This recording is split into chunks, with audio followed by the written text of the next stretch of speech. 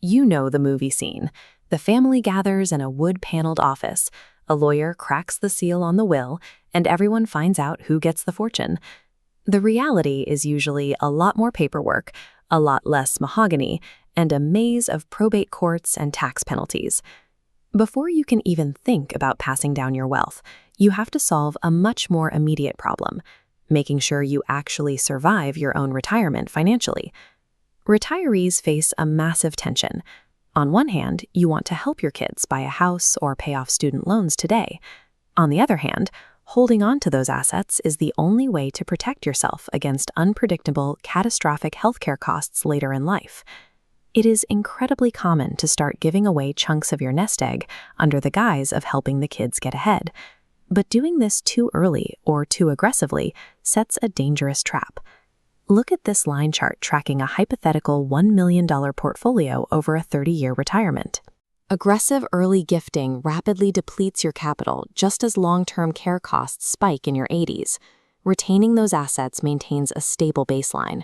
If you deplete that baseline too far and run out of money, you become a financial burden on the exact same children you initially impoverished yourself to help. Fiercely protecting your own assets isn't selfish. Securing your own financial independence is the single most crucial step in protecting your heirs. To build a functional inheritance plan, the first phase is securing your late-stage healthcare expenses. We have to translate medical reality into financial math. Many people assume government programs will cover nursing homes. Medicare only covers a very limited amount of long-term care. Medicaid covers it, but Medicaid is a needs-based program. It requires you to spend down almost all of your personal assets before government coverage actually kicks in. This timeline illustrates a 5-year window stretching backward from a Medicaid application. Under the 5-year look-back rule, assets given away during this period are flagged and penalized. The government effectively forces those gifted assets back into your required spending pool. The private alternative to relying on Medicaid is purchasing long-term care insurance or buying an immediate annuity to create a guaranteed personal income floor for the rest of your life. These private options come with steep trade-offs. Long-term care policies require high upfront premiums, and annuities require you to lock up a large lump sum, causing a severe loss of flexibility in your portfolio. Securing a late-stage baseline requires sacrificing either early inheritance capital or portfolio flexibility. Accepting one of those trade-offs is the only reliable way to prevent catastrophic family debt. Once your own baseline is secure, we move to phase 2, transferring wealth while you are still alive. The most common tool here is the annual exclusion gift. The IRS allows you to give a specific dollar amount to as many individual people as you want every year. These annual exclusion gifts are entirely tax-free and do not require you to file a gift tax return. But there is an immediate downside.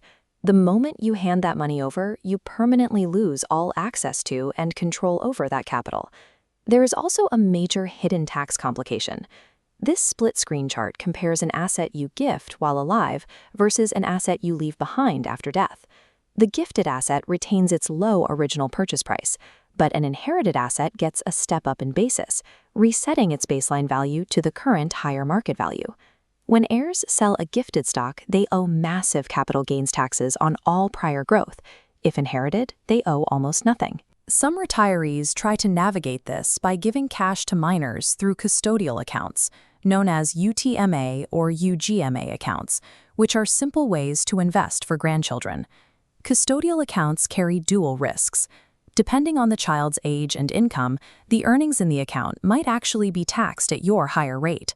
And once the child turns 18 or 21, they gain completely unrestricted access to the funds to spend however they want. Giving while you are alive provides immediate emotional gratification, but if you aren't careful, you might shift a hidden tax burden directly onto your heirs while simultaneously eroding your own safety net. Phase 3 is post-death wealth transfer. For most people, the baseline legal mechanism for this is a standard will. Relying solely on a will, which is known legally as dying testate, guarantees your estate goes through probate. Look at this flowchart of the probate process. It is a complex, tangled path flowing directly through the courthouse. Probate is the court-supervised procedure of authenticating a will. It is entirely public, potentially drawn out over months or years, and drains the estate with mandatory legal and administrative fees. To bypass this entirely, many people set up a revocable living trust. A revocable trust allows you to maintain total control of your money during your life, and it ensures a private, immediate transfer to your kids when you die. The trade-off is that setting it up requires higher upfront legal fees and the administrative effort of legally retitling your house and your bank accounts into the name of the trust. Certain assets ignore wills and trusts entirely. Retirement accounts like IRAs and life insurance policies allow you to name direct beneficiaries, which completely bypasses both your will and the probate court. Inheriting a traditional IRA carries a major tax trap. A child is legally forced to empty the entire account within a strict 10-year window. These forced withdrawals stack directly on top of their peak earning salary, pushing them up into a massively higher tax bracket. A post-death transfer strategy must shield your heirs from the friction of the legal system and the heavy hand of the IRS. Inheritance planning isn't one size fits all. Complex strategies can be destructive to a middle-class retiree. This matrix breaks down practical options. First, the mass affluent. If your estate is under federal tax limits, focus entirely on a basic will, updating beneficiaries, and prioritizing retirement income. If you fall in this category, do not waste money setting up complex trusts and avoid aggressive early gifting. But if you have a blended family, the math changes. You should heavily utilize revocable trusts to manage complex household dynamics. By using a revocable trust, you guarantee specific assets go to your biological children without disinheriting your current spouse, preempting family drama. Finally, high net worth individuals. If your estate exceeds federal limits, you need irrevocable dynasty trusts and structured lifetime gifting schedules. The trade-off is severe. To successfully shield your wealth from multi-million-dollar estate taxes tomorrow, you must permanently surrender legal control of those assets today. No matter which category you fall into, there is one step you should take today. Review the beneficiary designations on all of your accounts. This simple, free task dictates exactly where the vast majority of your liquid wealth goes, and it legally overrides almost every other document you sign.